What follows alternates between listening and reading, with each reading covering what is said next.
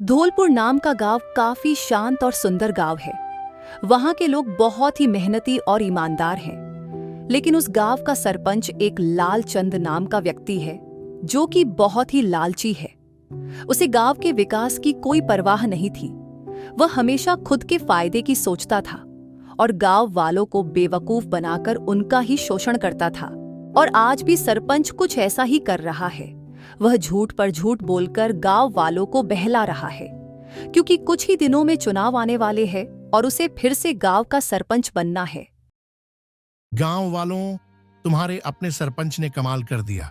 मैं हमेशा तुम्हारे भले के लिए काम करता हूं। देखो, इस बार हमने सरकारी योजना से गांव में नई सड़क बनाने का प्रस्ताव पास करवाया है। सरकार से पूरे 10 लाख रुपए स्वीकृत करवाए हैं, जिससे हमारे गांव की टूटी फूटी सड़कें चमक उठेंगी। अब हमारा गांव भी शहर जैसा दिखेगा।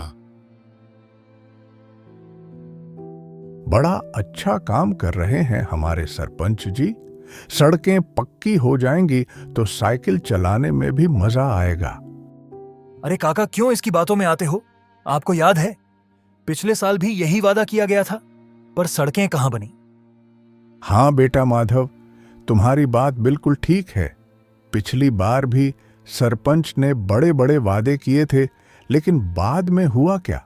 बस नाम मात्र का काम हुआ है। हाँ काका, ये सरपंच हमेशा झूठ बोलता है और जैसे ही चुनाव पास में आते हैं तो ये बड़ी बड़ी बातें फेंकने लगता है ताकि ये फिर से सरपंच बन सके। याद है, पिछली बार इसने गांव में 5 नए हैंडपंप लगाने की घोषणा की थी, लेकिन हुआ क्या? सिर्फ एक ही हैंडपंप लगवाया, जो अभी खराब पड़ा है। माधव बेटा, तुम्हारी बात बिल्कुल सही है, लेकिन अब हम कर भी क्या सकते हैं? माधव बहुत ही समझदार लड़का था। उसे पता था कि सरपंच बस झूठे वादे करता है और काम कुछ नहीं करता। इसीलिए माधव चाहता था कि अगली बार गांव में कोई नया सरपंच बने, जो गांव के विकास पर ध्यान दे। और माधव अच्छे से जानता था कि अब उसे क्या करना है।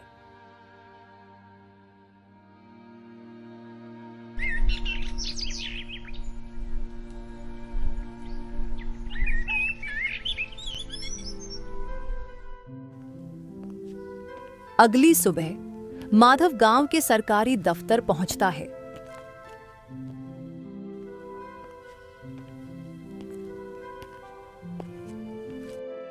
माधव देखता है कि सरकारी बाबू कुर्सी पर ऊंघ रहा है और अलमारी भी खुली हुई है, जिसमें सभी फाइलें रखी हैं।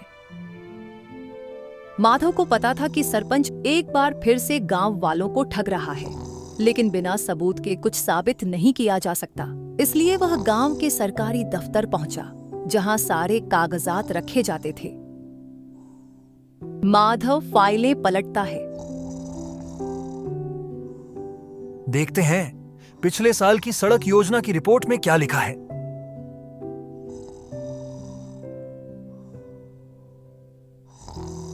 अचानक उसकी नजर एक दस्तावेज पर जाती है। ये क्या? यहां तो लिखा है कि पिछले साल की सड़क पूरी हो चुकी है और पूरे पैसे खर्च हो गए। माधव की आंखें गुस्से से भर जाती हैं। वह फटाफट से किशन काका के पास पहुंचता है। काका, मैंने देख लिया, पिछले साल का पैसा सरपंच जी ने हड़प लिया और झूठा रिपोर्ट बनवा दिया। क्या? ये तुम क्या कह रहे हो? तुम्हें ये कैसे पता चला? काका, मैं अभी सरकारी दफ्तर से कुछ फाइल देख कर आया हूँ। सरपंच ने झूठी फाइलें बनाकर गांव का पैसा खाया है। हे राम, ये तो सरासर धोखा है। लेकिन बेटा, अब हमें क्या करना चाहिए?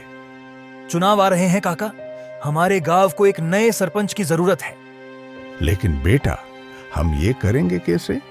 मतलब देखो, लालचंद हमारे गांव में सबसे धनवान और ताकतवर है।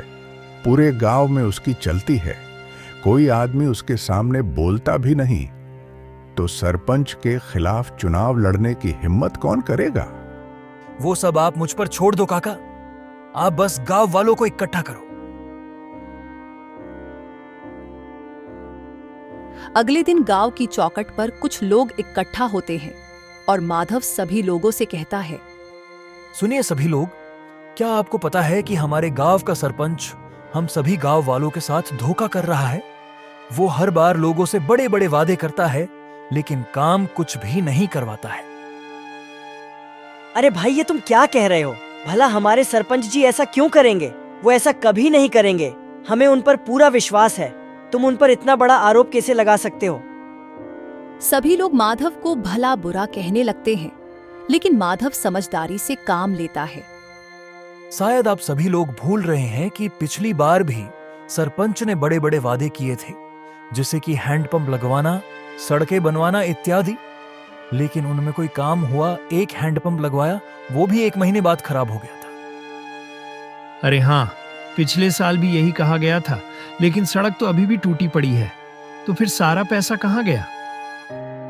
यही तो, पैसा सरपंच जी के खाते में चला गया। यह सरकारी दस्तावेज है जिसमें साफ लिखा है कि काम पूरा हो चुका है। तभी मोहन काका भीड़ में से निकलते हैं और माधव का समर्थन करते हैं। मुझे लगता है कि ये लड़का बिल्कुल सही कह रहा है।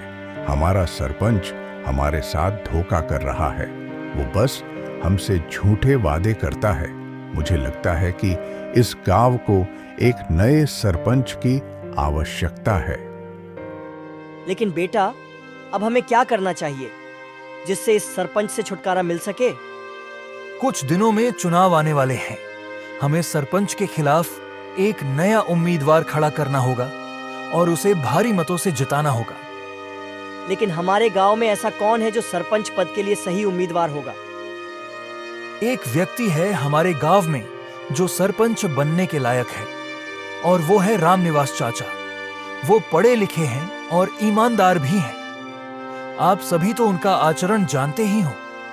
सभी गांव वाले माधव की बात से सहमत हो जाते हैं।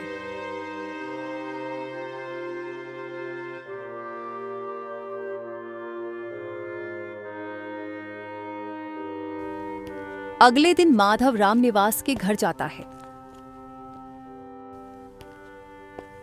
अरे आओ आओ माधव बेटा, आज यहाँ कैसे आना हुआ?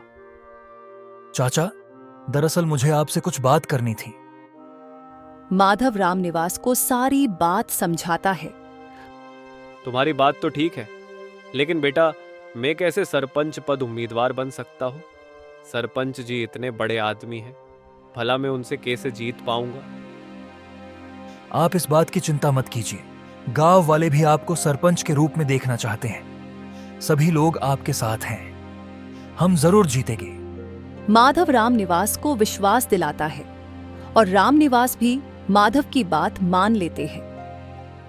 उधर सरपंच लालचंद का एक आदमी उसके पास आता है और कहता है, अरे सरपंच जी, आपकी तो लंका लग गई। आपका राज तो गया, समझो। अरे क्या हो गया भाई? ये कैसी अजीब सी बातें कर रहे हो?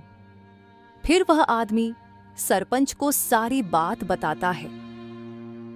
अच्छा तो ये बात है, वो कल का लड़का माधव आज मेरे खिलाफ बोलने लगा। पर कोई बात नहीं, इस गांव के लोग तो वैसे भी पागल हैं। वो वैसे भी उस लड़के की बातें नहीं समझने वाले। सरपंच को अपने आप पर काफी घमंड होता है। उसका मानना था कि उसे चुनावों में कोई नहीं हरा सकता, इसीलिए वह इस बात पर गौर नहीं करता। कुछ दिनों बाद चुनाव का दिन आता है। माधव अपने हाथों में डमी मशीन से लोगों को समझा रहा है। सभी लोग ध्यान से देखो। आप सभी को वहां एक ऐसी मशीन दिखेगी, उसमें आपको दूसरे नंबर का बटन दबाना है और आपका वोट लग जाएगा। सभी लोग एक एक करके वोट करते हैं। अगले दिन चुनाव के परिणाम की घोषणा होती है। सभी लोग ध्यान से सुनो। आप सभी को सूचित किया जाता है कि आप लोगों ने अब एक नए सरपंच को चुना है। अब से इस गांव के सरपंच रामनिवास होने वाले हैं, जिन्होंने भारी मतों से जीत हासिल की है। यह सुनकर माधव और गांव के सभी लोग बहुत खुश होते हैं। देखा काका, हमने कर दिखाया। मैंने कहा था ना कि अगली बार गांव में नया सरपंच तो बनकर ही रहेगा। मान गए बेटा, ये सब तुम्हारी वजह से हुआ है। अगर तुम लालचंद की सच्चाई लोगों के सामने नहीं लाते तो आज भी वही सरपंच होता। माधव, मैं तुम्हारा एहसान कभी नहीं भूलूंगा। तुमने मुझे इस लायक बनाया है। अरे नहीं नहीं चाचा, ये सब आपकी ईमानदारी और अच्छे आचरण का फल है। तभी तो गांव वालों ने भी आपका चयन किया है। अब गांव का भविष्य आपके हाथ में है। इधर लालचंद चुनावों में हार जाने की वजह से सदमे में है। देखा मालिक, मैंने तो पहले ही कहा था कि इस बार गांव वाले आपके खिलाफ है, लेकिन आपने तो मेरी बातों पर ध्यान नहीं दिया। अगर सही समय पर गांव वालों की मदद करते तो आज आप ही गांव के सरपंच होते। अरे बस चुप हो जा, कब से बकबक कर रहा है। चुपचाप यहां से भाग जा, वरना आज मेरे हाथों से तेरा खून हो जाएगा। अरे इस बेचारे पर क्यों गुस्सा निकाल रहे हो? भागना तो आपको चाहिए इस गांव से। अच्छी खासी इज्जत जो मिट्टी में मिला दी है।